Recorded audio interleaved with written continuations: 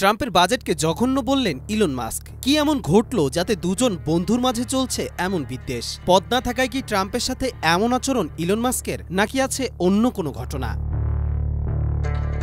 যুক্তরাষ্ট্রের president Donald ট্রাম্পের প্রস্তাবিত বাজেট বিল নিয়ে ক্ষোভ ঝাড়লেন টেসলা ও এক্সের মালিক ইলন মাস্ক। এই বিলকে তিনি আখ্যা দিয়েছেন ঘৃণ্য বিকৃতি হিসেবে। মাস্কের মতে এটি যুক্তরাষ্ট্রের ভবিষ্যৎ আর্থিক স্থিতিশীলতার জন্য এক ভয়ানক হুমকি।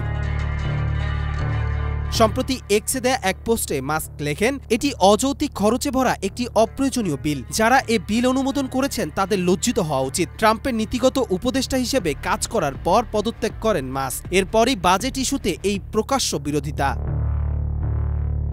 হোয়াইট হাউস দ্রুত এই বক্তব্যের প্রতিক্রিয়া জানিয়ে জানান, প্রেসিডেন্ট ট্রাম্প মাস্কের মতামত জানেন।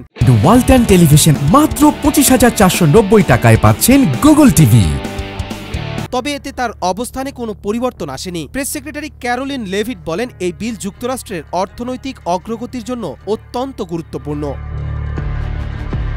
মাস্কের দাবি, এই বাজেট প্রস্তাবের ফলে যুক্তরাষ্ট্রের ঘাটতি বাড়তে বাড়তে $2.5 ট্রিলিয়ন পৌঁছাবে, যা সাধারণ নাগরিকদের ওপর আরও ঋণের চাপ সৃষ্টি করবে। তিনি অভিযোগ করেন, কংগ্রেস যুক্তরাষ্ট্রকে দেউলিয়াত্বের পথে ঠেলে দিচ্ছে। কবির চৌধুরী, জয়, মাই টিভি।